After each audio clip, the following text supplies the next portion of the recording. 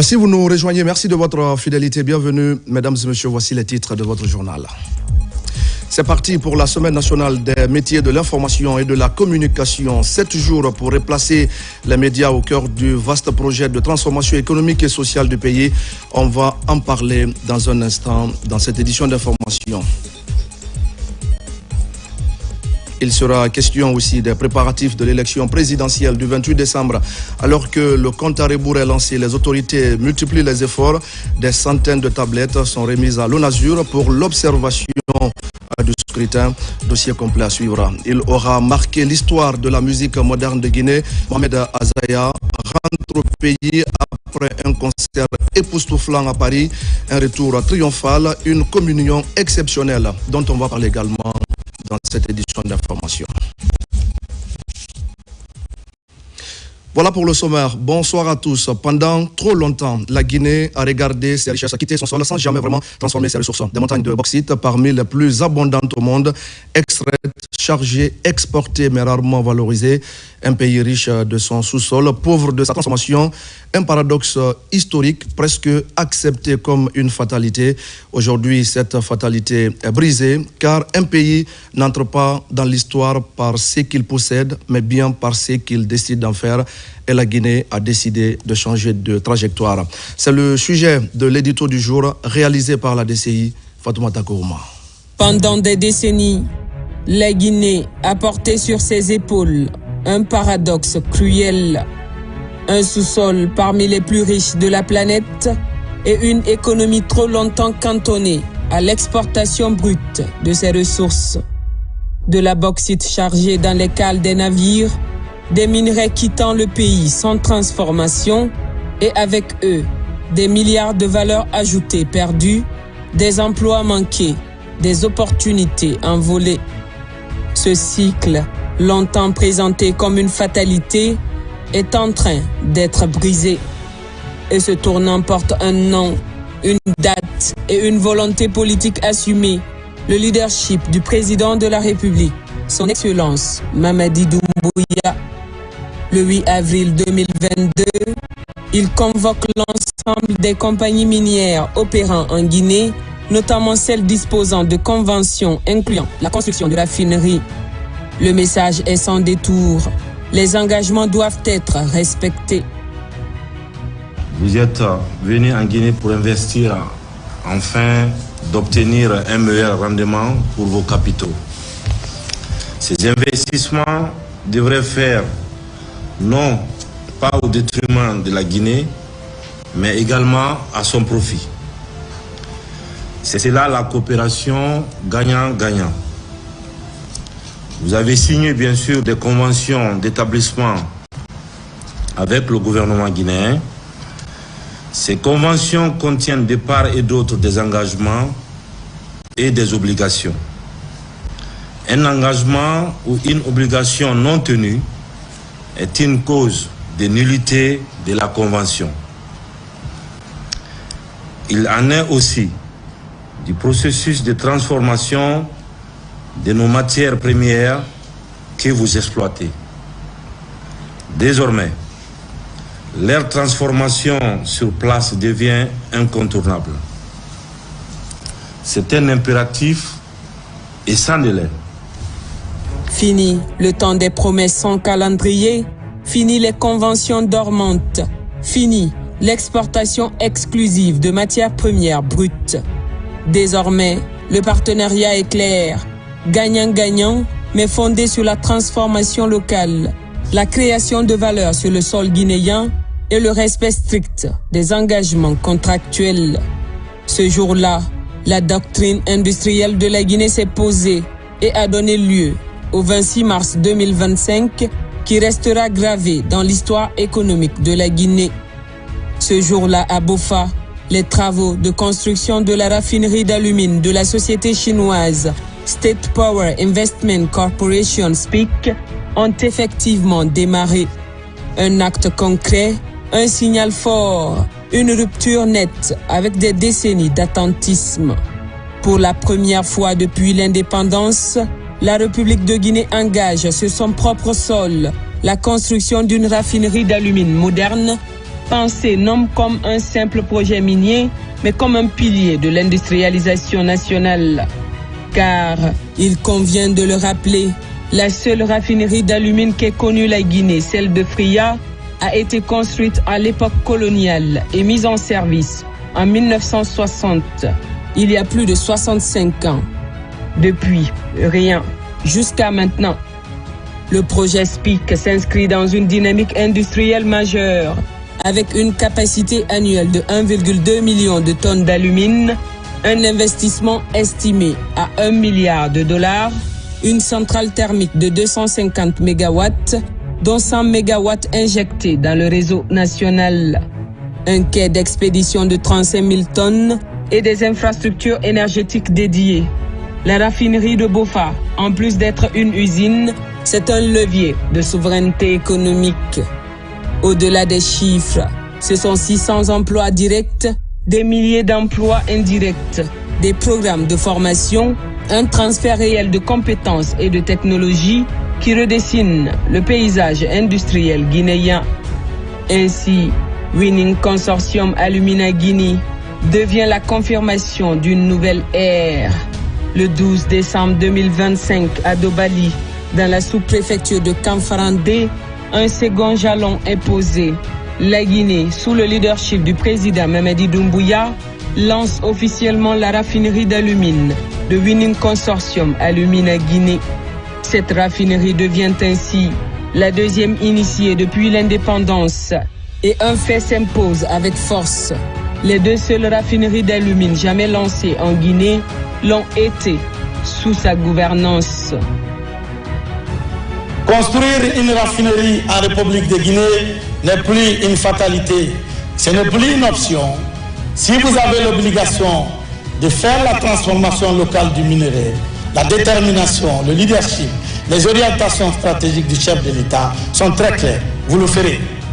Implantée sur 109 hectares, adossée à l'un des gisements de bauxite les plus riches au monde, la raffinerie de WCAG repose sur un procédé Bayer de dernière génération, couvrant toute la chaîne de transformation, de la dissolution à la calcination.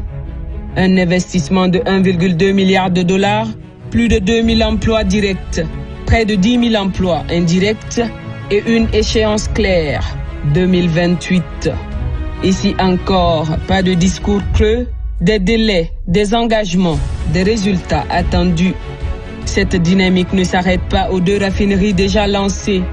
D'autres projets de raffinerie sont en cours de finalisation, portés par la même exigence de transformation locale et de respect strict des engagements contractuels. Afin de garantir la crédibilité et la réussite de ces investissements structurants, un suivi rigoureux et permanent des travaux est assuré par le comité stratégique de suivi du projet Simandou sous l'autorité directe du chef de l'État. Ce dispositif de gouvernance permet de veiller au respect des délais contractuels, à la conformité des engagements pris par les partenaires industriels et à l'alignement de chaque projet avec la vision nationale d'industrialisation. L'objectif est clair, structurer l'ensemble de la chaîne bauxitique guinéenne, de l'extraction à la transformation, en intégrant l'énergie, la logistique et les services industriels afin de bâtir un écosystème cohérent, performant et durable. À travers ces projets, la bauxite cesse d'être une simple matière première exportée brute. Elle devient un véritable levier de transformation économique, un moteur d'industrialisation capable de générer une valeur ajoutée durable, d'élargir le tissu industriel national et de positionner la Guinée comme un acteur stratégique de l'alumine et de l'aluminium, tant à l'échelle africaine qu'internationale. C'est ainsi que se dessine pas à pas une chaîne de valeur bauxitique intégrée, pensée pour maximiser les retombées économiques locales, renforcer la souveraineté industrielle du pays et inscrire la transformation des ressources naturelles au cœur du développement national. Ces projets ne sont pas isolés. Ils s'inscrivent dans une vision globale, Simandou 2040, un programme stratégique qui ambitionne sur les 15 prochaines années de faire de la Guinée un hub industriel un acteur majeur des minerais transformés, une économie structurée autour de la valeur ajoutée locale. Infrastructure, énergie, transport, technologie. Le troisième pilier de Simandou 2040 prend forme à Boké et à Bofa, là où la souveraineté économique cesse d'être un slogan pour devenir une réalité mesurable. L'ambition ne s'arrête pas à la bauxite. La Guinée se projette vers un autre chantier stratégique, la transformation locale de l'or. Le projet Nimba Gold Refinery s'annonce comme un tournant majeur. Une capacité de traitement pouvant atteindre 730 tonnes d'or par an, l'ambition de devenir la plus grande raffinerie d'or d'Afrique, en synergie avec des projets miniers structurants comme Bankan, attendus à partir de 2026. Là encore, les impacts sont clairs: création massive d'emplois, augmentation des recettes fiscales, structuration de la chaîne de valeur aurifère. La souveraineté économique guinéenne n'est plus un rêve lointain, elle n'est plus un discours, elle est désormais un enchaînement d'actes concrets. À Dobali, dans Boké et à Bofa, la Guinée écrit une nouvelle page de son histoire. Une histoire où nos ressources ne quittent plus la Guinée à l'état brut, mais où elles sont transformées ici par des mains guinéennes pour créer de la valeur guinéenne. Une histoire où chaque tonne de bauxite devient une opportunité d'emploi, de savoir-faire, de dignité retrouvée. Une histoire où la valeur ne s'envole plus vers l'extérieur, mais irrigue nos territoires, fait grandir nos entreprises, renforce nos PME à capitaux guinéens et ouvre enfin le marché industriel international aux entrepreneurs d'ici. Car derrière ces réformes, il y a une vision claire, le respect du contenu local, le choix assumé de confier du business aux entreprises guinéennes, de former des techniciens, des ingénieurs, des cadres capables de porter l'industrie nationale et de bâtir une économie qui profite d'abord aux Guinéens. Sous l'impulsion du président de la République, son Excellence Mamadi Doumbouya, la Guinée ne se contente plus d'extraire. Elle transforme pour créer de la richesse sur son sol. Elle industrialise pour offrir un avenir à sa jeunesse. Elle s'affirme pour reprendre en main son destin économique. Et derrière chaque chantier de raffinerie qui s'élève, il y a une promesse silencieuse mais puissante, celle d'un pays qui croit enfin en lui-même, d'un peuple qui se relève et d'une Guinée qui avance. Ce mouvement est lancé, il est structuré, il est porté par une volonté politique assumée. Et désormais, il est irréversible. Merci beaucoup à Fatoumata Kourouma pour ces explications. Dans l'actualité encore, je le disais au sommaire, le ministère de l'Information et de la Communication a lancé aujourd'hui la Semaine nationale des métiers de l'information et de la communication. La Cénamic est un rendez-vous stratégique qui interroge le rôle des médias et des professionnels de la communication face aux grands enjeux nationaux. Au cœur des débats, une question centrale: comment faire des médias des acteurs clés de la réussite du programme Simandou 2040? Enfin, le point avec Sona Sagno. Le ministère de l'Information et de la Communication, à travers la Direction nationale de la communication et des relations avec les médias privés, lance officiellement ce mercredi la Semaine nationale des métiers de l'information et de la communication Cénamic. Cette initiative majeure est placée sous le thème « Comment les métiers de l'information et de la communication peuvent-ils contribuer à la réussite du programme Simandou 2040 ?» est un résultat de ce qui a été fait en 2022 autour de la Journée mondiale de la liberté de la presse. A été mise cette année sous le signe de la contribution des métiers de l'information et de la communication à la réussite du projet Simandou. Le projet Simandou et le programme 2040, qui sont aujourd'hui au cœur du projet de société de Monsieur le Président de la République, Mamadi Doumbouya. Pour cette deuxième édition, la Cénamic offre un cadre d'échange et de valorisation des innovations du secteur. Panels et ateliers mettent en lumière les performances des médias, les engagements des autorités et les défis liés à l'usage responsable des nouvelles technologies. La Cénamic, c'est un lieu d'échange, de partage avec des panels autour des thématiques d'actualité. Cette année, par exemple, la grosse thématique, c'est comment les métiers de l'information et de la communication peuvent-ils contribuer à la réussite du programme Simandou 2040. Mais derrière cette thématique, on a d'autres. Comment la communication digitale et la publicité peuvent contribuer à la réussite d'un programme comme Simandou. Et puis, on a tout ce qui est lutte contre la désinformation, la mésinformation, en gros le déséquilibre de l'information. L'information et la communication nous permettent de partager des idées, de débattre des questions importantes et de prendre des décisions éclairées.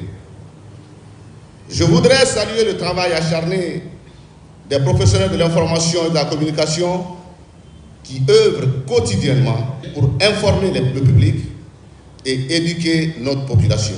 Votre rôle est crucial pour la construction d'une société plus juste et plus équilibrée. La cérémonie de lancement réunit responsables gouvernementaux, professionnels des médias, acteurs du numérique, communicateurs institutionnels et partenaires techniques et privés. Tous sont invités à réfléchir et à proposer des approches innovantes pour accompagner par l'information et la communication la mise en œuvre du programme Simandou 2040, pilier de la vision de développement durable du pays. Il s'agit pour nous, hommes et femmes des médias, non pas de faire des réseaux sociaux des sources d'information, non pas de parler. Il s'agit une fois encore pour nous tous, en tant que professionnels, de communiquer, de matérialiser nos ambitions, de donner vie, corps et force à nos organes de presse et de créer les moyens qu'il faut afin d'agir de plein pied dans la civilisation du 3e millénaire. Laquelle civilisation, mesdames et messieurs, à travers la communication joue un rôle capital dans l'éveil des consciences. À travers cette initiative, le ministère veut renforcer la synergie entre l'État, les médias et les acteurs du numérique.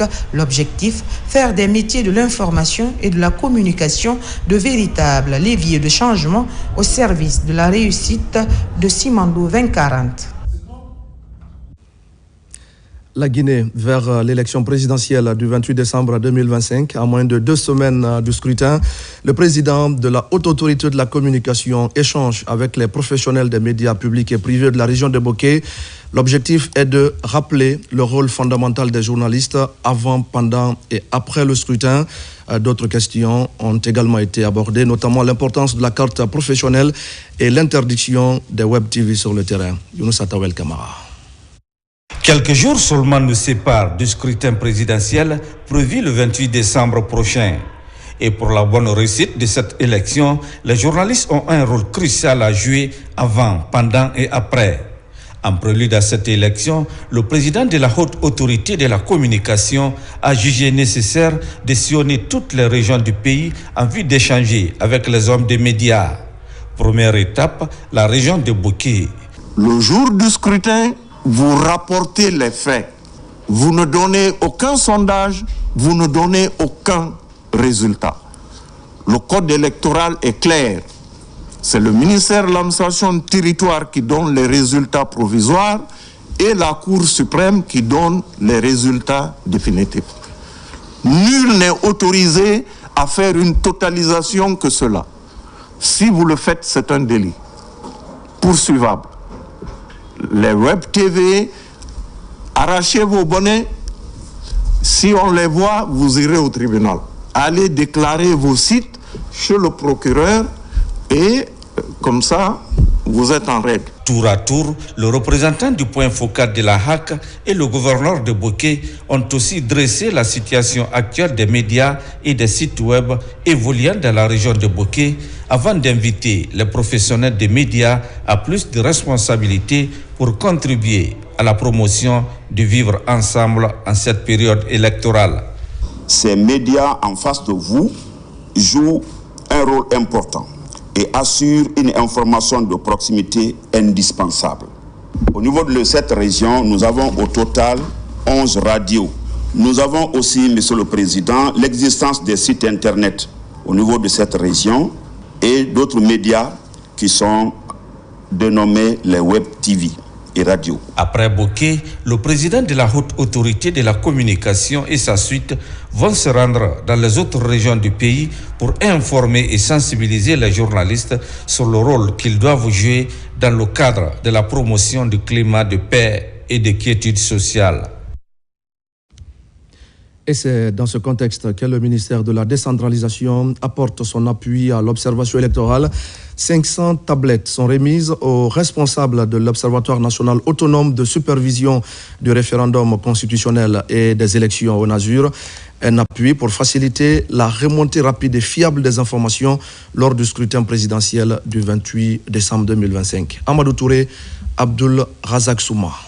500 tablettes mises à la disposition de l'Observatoire national autonome de supervision du référendum constitutionnel et des élections au Nasur pour assurer la remontée des informations sur le déroulement du scrutin présidentiel du 28 décembre 2025.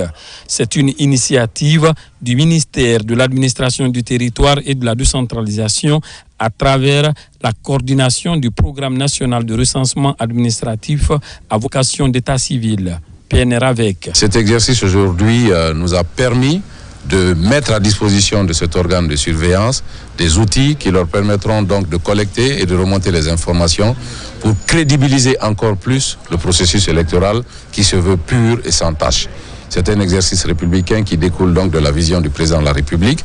La démarche intervient à quelques jours du scrutin et va permettre à l'institution de supervision des élections en Guinée de bien assurer son rôle d'observation électorale. Le PNR-AVEC, qui est un acteur important de ce processus électoral, met à la disposition de l'ONASUR 500 tablettes pour nous permettre d'initier, de former 500 Guinéens au mécanisme électoral, la remontée des données électorales, la sécurité des données électorales et la rapidité du collecte et de la proclamation des résultats.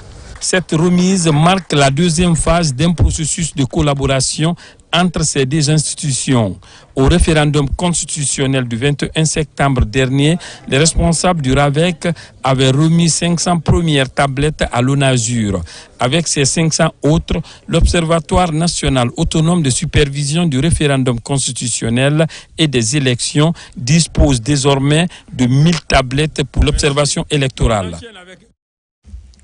Et pendant ce temps, la Fédération nationale des associations des personnes handicapées intensifie la sensibilisation. Une vaste campagne est en cours pour encourager les personnes à mobilité réduite à s'impliquer pleinement dans le processus électoral et à exercer leur droit de vote. Un message fort en faveur d'une démocratie inclusive. Thierno Ousmane Diallo. Pour la présidentielle à venir, aucune couche sociale n'est oubliée. Les personnes vivant avec handicap se mobilisent pour sensibiliser et appeler à une participation de tous tout au long du processus. Un exemple d'engagement citoyen pour faire en sorte que chaque Guinéen en âge de voter se sente concerné. Nous avons communiqué et fait passer des messages allant dans le sens de l'inclusion du processus électoral. À travers ces messages, ils ont compris quelle est leur place dans ce processus électoral. Ils ont compris qu'ils ne sont pas laissés de côté dans ce processus électoral. On a commencé par la commune de Kaloum. On a rassemblé les personnes handicapées qui regorgent cette commune. On est venu à Kaméen, ça a regorgé les personnes handicapées de Dixin. On est à la cité de solidarité qui regorge les personnes handicapées de la commune de Ratoma. Et on est très satisfait des regroupements même. Il y a eu une mobilisation, forte mobilisation. J'espère que le message est bien passé au niveau de ces communes-là. Au-delà des explications sur les enjeux de l'élection présidentielle, les personnes porteuses de handicap ont été rassurées sur les dispositions prises pour l'accès au bureau de vote pour les personnes à mobilité réduite et pour tout autre électeur avec autre type d'handicap. On pointe à l'horizon d'ici le 28 de ce mois, il y aura une élection présidentielle. C'est pour cela que cette carbone-là passe pour faire des sensibilisations et d'informations pour qu'il y aura la paix dans notre pays, qui est la Guinée, qui est notre bijou à protéger. Pour l'organisation de ces séances de sensibilisation, la Fédération guinéenne des personnes handicapées bénéficie de l'accompagnement de la Direction générale des élections. Dans l'actualité encore, le ministre de la Sécurité et de la Protection civile a inauguré ce matin le nouveau siège de la Direction de la criminalité et des traces technologiques, une infrastructure importante mise en service pour renforcer la lutte contre la cybercriminalité et préserver la souveraineté numérique du pays. Le bâtiment est situé à Bellevue, dans la commune de Dixine. Marie-Noël Simon-Tolno. Voici le nouveau bâtiment qui abrite la direction de la criminalité et des traces technologiques. C'est une infrastructure de 2 niveaux composée de 28 bureaux. Son inauguration a mobilisé plusieurs ministres et autres hauts cadres de l'administration publique. Le gouvernement guinéen vient de poser un acte majeur et concret. C'est celui de doter cette direction extrêmement importante pour le devenir de notre pays, la direction en charge de la criminalité et des traces technologiques. Donc aujourd'hui, toute la Guinée est contente, mais Dixine aujourd'hui est la commune la plus contente parce qu'elle a été dotée de cet outil, de cet instrument, qui doit pouvoir vraiment détecter en temps réel le banditisme, le très grand banditisme. L'inauguration de la direction de la cybercriminalité et des traces technologiques s'effectue à un moment où la Guinée travaille son image de marque par la souveraineté numérique. C'est un rempart numérique, un outil essentiel pour protéger notre souveraineté numérique, notre économie et nos concitoyens contre les menaces invisibles mais bien réelles que sont la cybercriminalité, la fraude en ligne et les attaques contre nos systèmes d'information. L'inauguration de cette direction de la cybercriminalité et des traces technologiques au quartier Bellevue, commune de Dixine, s'inscrit dans la vision du président Mamadi Doumbouya, celle de doter les services de sécurité d'infrastructures modernes. Et puis les membres du comité de pilotage du projet d'appui au développement agro-pastoral, à la digitalisation et à l'accès au marché en Guinée se réunissent à Conakry. À l'ordre du jour de la rencontre, la présentation du plan de travail et de budget annuel 2026. Porté sur plus de 32 millions de dollars, ce projet ambitionne de contribuer significativement au développement et à la modernisation du secteur agro-pastoral dans notre pays. Nabinlaï Moussa Kamara. C'est la deuxième session du comité de pilotage du projet d'appui au développement agro-pastoral, à la digitalisation et à l'accès au marché en Guinée, PADAMAG.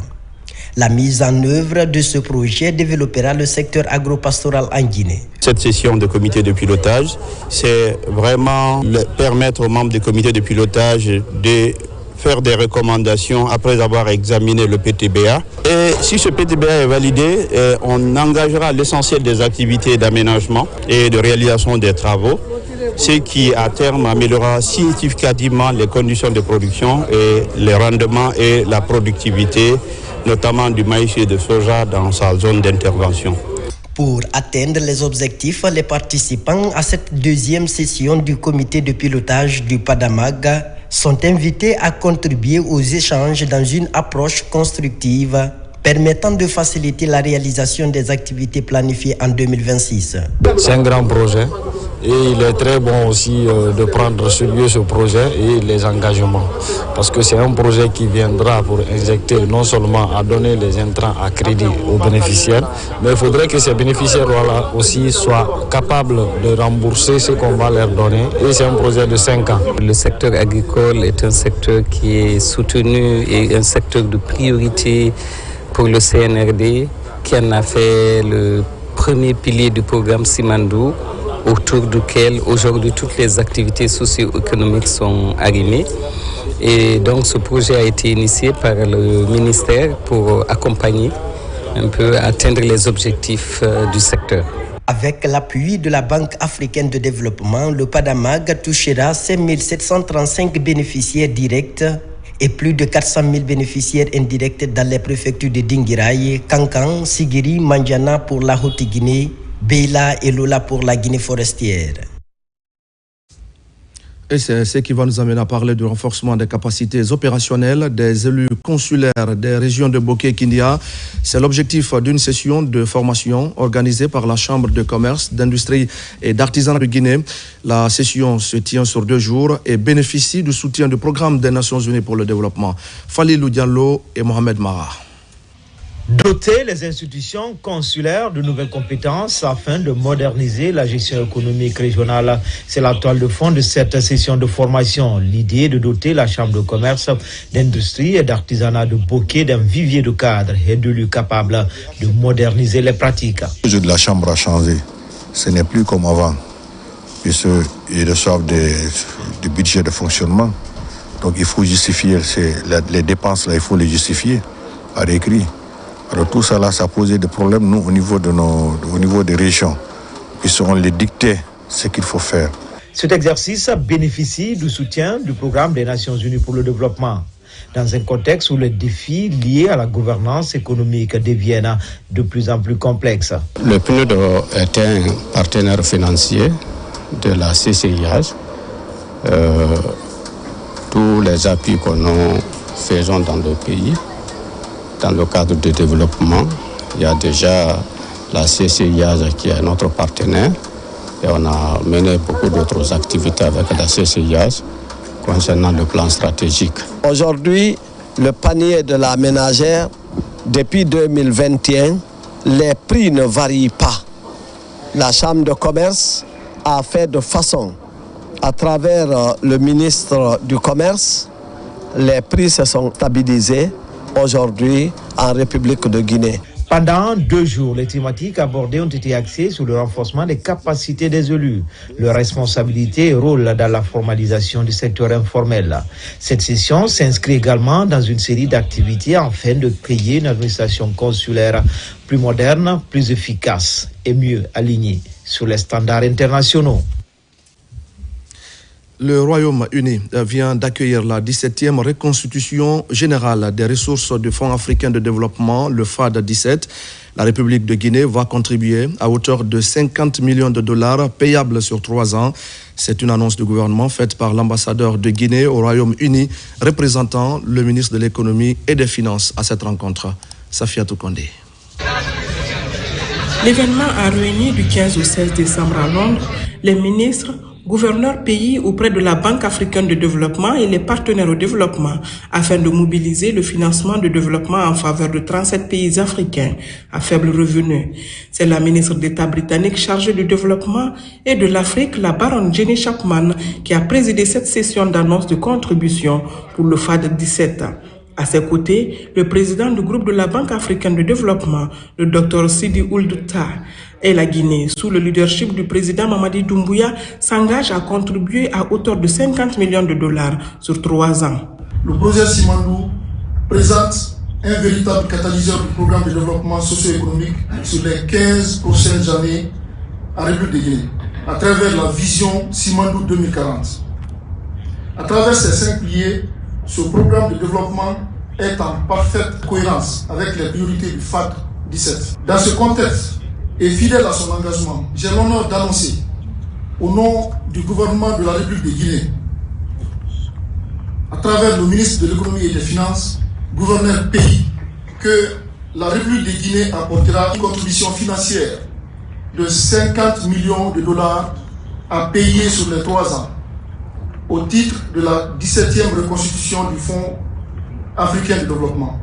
La volonté de la Guinée, sous le leadership de son Excellence Mamadi Doumbouya, président de la République, pour soutenir un instrument indispensable pour la résilience économique, climatique, la stabilité économique et la prospérité partagée. Il illustre également la détermination de notre pays à jouer pleinement son rôle dans la dynamique continentale. Au cours des 10 dernières années, le FAD a accordé à plus de 18 millions de personnes l'électricité, amélioré la productivité agricole de 11 millions d'agriculteurs et renforcé l'accès à l'eau, à l'assainissement et aux infrastructures de transport pour des dizaines de millions de personnes. L'objectif de ce FAD 17 était donc clair, faire la revue à mi-parcours et le reporting, mais surtout définir les contributions pour le cycle 2026-2028 afin de mobiliser plus de ressources pour renforcer la résilience de beaucoup d'économies africaines, dont celle de notre pays, la Guinée. Au même moment, ici en Guinée, la structure Les Engagés multiplie les rencontres pour expliquer les actions du chef de l'État, le président Mamadi Doumbouya. Des spécialistes de divers domaines ont présenté les acquis de la refondation ainsi que les perspectives pour une Guinée durablement tournée vers l'avenir. Alpha Isiagaba.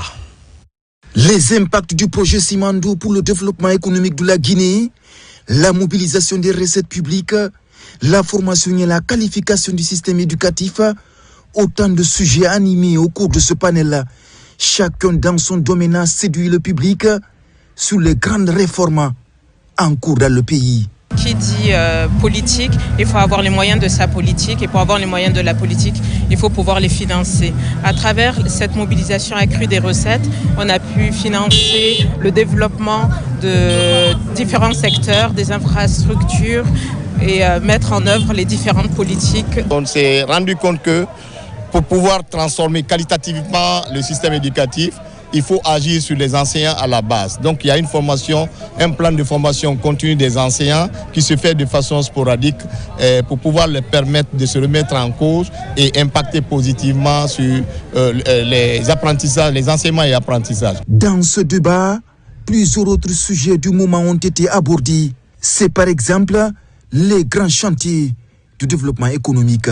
Nous avons plusieurs activités que nous allons mettre en place pour la jeunesse afin de conscientiser la jeunesse. Et c'est toujours la même formule pour nous, expliquer les réalisations, expliquer les acquis, démontrer par la preuve ce qui a été fait par le président Mamadi Doumbouya et démontrer après ce qui a été réalisé quelles sont les perspectives et comment nous allons pouvoir co-construire avec la jeunesse cette nouvelle Guinée. La structure Les Engagés est au centre de cette initiative. La sensibilisation porte à porte des populations sur le vivre ensemble, c'est tout l'agenda de la structure Les Engagés. En cette période électorale, la paix demeure, vous le savez, un enjeu majeur. Dans cette dynamique, justement, le Mosacode poursuit sa tournée nationale de sensibilisation à travers les préfectures du pays. La 4e étape de cette campagne a réuni les populations et les leaders communautaires de Beila autour d'un message commun: préserver la paix avant, pendant et après les élections. On fait le point avec Mahmoudou Silla et Marwan Kamara. L'avion qui transporte la délégation du Mosacode a foulé le tarmac de l'aérodrome de Beila. À sa descente d'avion, elle est accueillie par les fanfaristes et la communauté locale, témoignant de l'importance accordée à la caravane nationale de la paix en cette période électorale. Ici, la réception a été marquée par des prières interreligieuses et bénédictions chez les patriarches de Beila. Une synergie de prières, symbole de l'unité, recherchée par cette tournée initiée par le Mosacode à travers le pays. L'élection se tiendra dans les meilleures conditions, sans problème, dans un climat de convivialité, dans un climat de paix, dans la cohésion sociale, avant, pendant et après les élections. Nous, les sages de Beila, nous sommes très contents de cette initiative. Elle vient nous accompagner dans la promotion de la paix et de la quiétude sociale, surtout en cette période électorale. Après ce moment de recueillement, la tournée s'est poursuivie à la Maison des Jeunes de Beila, où des séances de sensibilisation ont été organisées. À cette occasion, des messages de paix, d'esprit d'équipe, de cohabitation pacifique ont été véhiculés. J'ai vécu beaucoup d'élections, mais je n'ai pas vu encore une élection aussi apaisée que celle-là. Donc ça, c'est vraiment un atout. Avec le directoire, les sensibilisations sont en train d'être faites. La paix que le gouvernement est en train de demander, je crois que le Mosacode est dans la vision. Et cette vision-là est partagée partout, dans tous les villages, dans les sous-préfectures de Beila. Cette 4e étape confirme l'engagement du Mosacode à accompagner le processus électoral par des actions de proximité. La caravane de la paix se poursuivra dans la préfecture de Farana avec pour objectif de toucher le maximum des citoyens avant le scrutin présidentiel du 28 décembre prochain. À l'approche de cette étape décisive de l'histoire politique du pays, la Basse-Guinée fait également le choix de l'unité et de la stabilité. Une mobilisation citoyenne a lieu, portée par la Coordination nationale de la jeunesse de la région. Ces jeunes, conscients de l'importance de ce scrutin, expriment leur engagement en faveur des élections apaisées et pour le développement socio-économique de notre pays. Fatoumata Batouli Diallo. Cette mobilisation est une preuve de l'engagement de la jeunesse dans le maintien de la cohabitation pacifique en Guinée. Le message est clair, accompagner le processus électoral dans le calme pour préserver les infrastructures réalisées dans le pays. Ces jeunes se réunissent autour d'un idéal commun pour sensibiliser les citoyens pour une Guinée consciente et responsable. Nous avons décidé d'organiser la lecture du Saint-Courant pour implorer Dieu et pour que sa miséricorde soit sur la Guinée afin que cette élection tant attendue se passe dans les conditions les meilleures. On a convoqué tous les coordinateurs des jeunes des 13 communes, les présidentes des femmes, ensuite les responsables de grands bureaux, nos sages, nos grands marabouts, nos califes, de venir implorer le bon Dieu vraiment pour la paix, la quiétude pour la nation. Initié par la Coordination nationale de la jeunesse de la Basse-Guinée, l'événement rassemble leaders communautaires de jeunes venus de différentes préfectures de la Basse-Guinée et certains cadres de l'administration du pays. Sans l'unité, sans l'union, nous ne pouvons rien réaliser. Et j'en appelle à la bonne conscience de tout un chacun d'œuvrer autour d'un idéal d'unité et de développement de l'ensemble de la Guinée et en particulier de la Basse-Côte. Dans une atmosphère à la fois solennelle et fraternelle, la Coordination nationale de la jeunesse de Basse-Guinée exhorte les citoyens à rester vigilants et unis avant, pendant et après l'élection présidentielle du 28 décembre prochain. L'Association des militaires et paramilitaires chrétiens de Guinée vient également d'organiser un culte d'action de grâce, une cérémonie placée sous le signe de la reconnaissance envers Dieu, mais aussi de la prière pour la paix et pour le bon déroulement des prochaines élections dans le pays. Le bataillon spécial de Conakry a servi de cadre à cette messe d'action de grâce marquée, vous allez le voir, par des moments de ferveur et de recueillement. Adjudant-chef Oumar Kamara, correspondant de la presse militaire. Des projets pour nous. Alléluia. C'est un culte de grâce pour exprimer leur reconnaissance au Seigneur pour ses bienfaits envers la nation. Une messe d'action organisée par l'Association des militaires et paramilitaires chrétiens de Guinée. La cérémonie de prière s'est tenue aux messes des officiers du camp Alpha Yaya Diallo. Les fidèles issus des différentes confessions chrétiennes ont élevé leur voix dans une communion spirituelle empreinte de ferveur. Au nom de l'Association des militaires et paramilitaires chrétiens de Guinée, abrégé l'AMCG, que le Seigneur continue à bénir notre sœur nation, que le Seigneur continue vraiment à maintenir la paix dans cette nation. Nous ne pouvons rien donner à Dieu sinon que le dire merci. C'est pourquoi nous avons organisé ce culte d'action de grâce. Deuxième objectif pour lequel nous avons organisé ce culte d'action de grâce, c'est aussi une occasion pour nous de prier Dieu.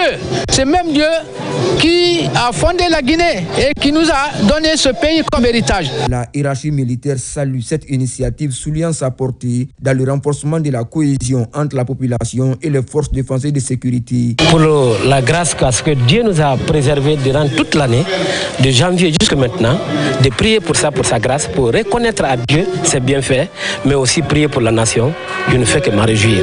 Nous souhaitons à ce que les échéances électorales se passent dans les meilleures conditions de paix et de quiétude, et que le président qui sera élu puisse prendre tout le peuple de Guinée au même pied d'égalité dans le développement, dans la répartition des ressources du pays. Cette messe d'action de grâce a pris fin par la présentation des aumôniers militaires des forces armées guinéennes dont la mission est de diriger les prières, d'enseigner la bonne nouvelle, à contribuer et à consolider le tissu social. En Guinée forestière, l'inspection régionale de l'éducation vient de marquer un pas important vers l'amélioration de la qualité de l'enseignement. Une session de renforcement des capacités est lancée au profit des directeurs sous-préfectoraux de l'enseignement élémentaire au centre des échanges, la gestion et le suivi des enseignants en situation de classe. La rencontre s'est tenue en présence du ministre Jean-Paul Sedi dans ses Kamisoko. Dans la capitale forestière Zirikori, le suivi et l'encadrement de proximité des écoles élémentaires entrent dans une nouvelle phase. À l'école primaire Mamadou Kounaté, une session de renforcement des capacités des acteurs est ouverte. Axée principalement sur l'élaboration et l'exploitation des outils pédagogiques, elle va permettre aux directeurs sous-préfectoraux de l'enseignement élémentaire un bon encadrement des directeurs d'école dans la gestion des enseignants en situation de classe. Il s'agit spécifiquement de former les DSE au processus de suivi pédagogique des enseignants en situation de classe, d'amener les DSE à s'approprier du contenu des fiches de suivi des enseignants en situation de classe, d'analyser et d'interpréter les données de suivi pédagogique en vue d'une prise de décision. Inscrite en droite ligne avec la politique du ministère de l'enseignement préuniversitaire et de l'alphabétisation, cette formation reflète effectivement ce que Jean-Paul Sedi attend de ses démembrements à travers le pays. Je ne peux que féliciter très sincèrement monsieur l'inspecteur qui a initié, même s'il dit que c'est une démultiplication, mais faire la formation ici, c'est l'initiative de l'inspection. Et c'est ce que j'attends de tous les responsables du système éducatif. Ma volonté, c'est que toutes ces activités-là soient initiées par les inspections, par les directions préfectorales, pour qu'elles répondent effectivement aux besoins des cadres qui sont dans leur préfecture. Plaçant les DSE au cœur de la stratégie nationale pour l'amélioration des résultats scolaires, cette session de formation marque le début d'une nouvelle ère pour la gestion pédagogique en Guinée forestière. À Conakry, la deuxième phase du projet résidentiel de la Baie des Étoiles est officiellement lancée. La cérémonie de pose de la première pierre a réuni autorités, employés et partenaires au développement. L'entreprise en charge des travaux s'engage à respecter les délais d'exécution. Nabila Moussa Kamara. Cet événement marque le lancement de la phase 2 du développement résidentiel et commercial de Simbé. Il est non seulement le début d'un projet, mais aussi une étape cruciale dans la promotion d'un tissu industriel modernisé et d'un développement économique de qualité en Guinée. Le projet de la Baie des Étoiles, Jinchen est notre promoteur immobilier de la Baie des Étoiles. Pour la phase numéro 2, ils vont travailler avec CRCC, qui sera le maître d'ouvrage. Ce projet est subdivisé en 3 phases. Nous avons déjà, comme vous pouvez le voir, le bâtiment commercial et le bâtiment qui est presque fini là, qui sera un bâtiment mixte commercial, bureau et puis des appartements. Ensuite, pour la deuxième phase, nous avons décidé de faire un bâtiment avec résidence, un bâtiment résidentiel qui est juste ici, et un second bâtiment qui sera un bâtiment qui aura vue sur la mer. Ce sont 2 bâtiments en même temps que nous allons construire. La réalisation de ce projet est une étape importante dans l'approfondissement de l'amitié et de la coopération stratégique entre la Guinée et la Chine. Ce projet devrait améliorer les infrastructures, mais aussi faire profiter à la population. Aujourd'hui, nous sommes là pour le lancement officiel de la phase 2 de Baie des Étoiles. Il est venu en 2020 ici, lorsqu'ils avaient commencé un projet. Et de là, ils sont venus ici lorsque le projet a commencé. Et il est vraiment content pour la collaboration. Et souhaiterait vraiment travailler avec la Guinée et les collaborateurs guinéens pour la réussite de ce projet. Cette deuxième phase 2 de la Baie des Étoiles AKP permettra de créer de l'emploi et d'introduire des équipements commerciaux de niveau international. Le projet La Baie des Étoiles va également offrir à la population guinéenne un nouveau cadre de vie où il fait bon vivre. On va parler maintenant de la lutte contre le réchauffement de la planète. Les parties prenantes se sont retrouvées en conclave pour discuter des stratégies de transparence climatique. Un projet ambitieux visant à produire des données fiables sur les gaz à effet de serre et à orienter les politiques d'adaptation face au changement climatique. Ousmane Ba. Les parties prenantes en conclave pour discuter et valider la note conceptuelle relative au projet dénommé « Renforcement des capacités pour la transparence de l'action climatique en Guinée ». L'objectif de ce cadre de transparence est de fournir une compréhension de l'action climatique en assurant la clarté et le suivi des progrès réalisés vers l'atteinte des contributions nationales. Il s'agira de manière spécifique de soumettre le document de projet à toutes les parties prenantes pour examiner la pertinence, l'efficacité et l'efficience des actions proposées ainsi que leur alignement sur les politiques et stratégies nationales de développement. Renforcer la compréhension commune des objectifs, des composantes et des résultats attendus du projet. La Guinée s'est mobilisée pour avoir un financement du Fonds pour l'environnement mondial pour accompagner les experts nationaux dans le cadre d'un renforcement des capacités dans le système d'inventaire des gaz à effet de serre, dans le système de suivi, dans le système de reportage et de mesure. Une méthode participative qui tient compte des différentes suggestions et recommandations de ces acteurs. Ce projet permettra à la République de Guinée de mobiliser près d'$1 million américains auprès du Fonds pour l'environnement mondial et sera mis en œuvre par la Direction nationale des pollutions, nuisances et changements climatiques pour une période de 48 mois. Avec ces ressources du Fonds pour l'environnement mondial, la Guinée devra mobiliser $3,5 millions en cofinancement, que ce soit en nature ou en espèces. Ce projet permettra aux experts locaux de fournir des données fiables sur les inventaires de gaz à effet de serre et d'établir les politiques et les mesures d'adaptation au changement climatique. Ce fut plus qu'un concert, ce fut un événement historique. Samedi dernier, l'Arena Grande de Paris, 9000 places vibraient au rythme de la Guinée. Entre émotion, chant à l'unisson et communion avec le public, Mohamed Azaya a confirmé son statut d'icône de la musique guinéenne moderne. Et c'est donc une foule nombreuse qui s'est mobilisée pour accueillir l'artiste à son retour à Conakry. Les temps forts de cette communion exceptionnelle qui dépasse le simple cadre musical dans ce reportage de Makeme Dozo. Après avoir enflammé la scène parisienne, l'artiste et compositeur guinéen Mohamed Azaya est rentré au pays en véritable héros. À l'Arena Grand Paris, il a livré un concert mémorable, unanimement salué par le public parisien ainsi que sur les réseaux sociaux. À son arrivée à l'aéroport international Ahmed Sékou Touré, une foule en liesse lui a réservé un accueil digne d'une grande star. Chants, danse, cris de joie et téléphone levé, l'émotion était à son comble. Surnommé le Messie de la musique guinéenne, Mohamed Azaya confirme une fois de plus son statut. Très ému, l'artiste se dit honoré d'avoir porté haut les couleurs de la musique guinéenne sur l'une des plus grandes scènes européennes, tout en remerciant ses fans pour leur soutien indéfectible. Les Azaya Boss insaisissables se laissent emporter par la joie. On est venu ici pour soutenir Azaya, Mohamed Azaya. Asbol, le boss, le meilleur Messi, le Messi. Ouais. Elle a cassé Arena, elle a tout cassé. Ce concert à guichet fermé à l'Arena Grand Paris marque une étape décisive dans la carrière du fils de Mama Ate Kourouma. Accompagné de plusieurs artistes guinéens, l'engouement se poursuit dès son retour. Un concert improvisé prend forme grâce à la mobilisation des Azaya Boss. De l'aéroport Ahmed Sékou Touré à l'échangeur de Chebou Baguei, l'artiste est escorté dans une ambiance festive en compagnie de la Malienne Binta Diabaté.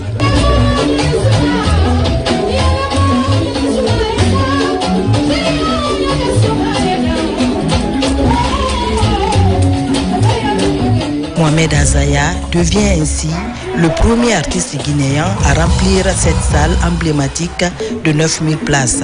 Pour ses admirateurs, mais aussi pour l'ensemble du peuple guinéen, ce succès dépasse le cadre musical. Il représente une fierté nationale et un signe fort de rayonnement de la culture guinéenne à l'international. Voilà, mesdames et messieurs, c'est la fin de ce journal. Merci à tous de l'avoir suivi. Je vous retrouve la semaine prochaine pour d'autres actualités de la Guinée, notre paradis, terre de richesse et d'innovation. Bonsoir à tous.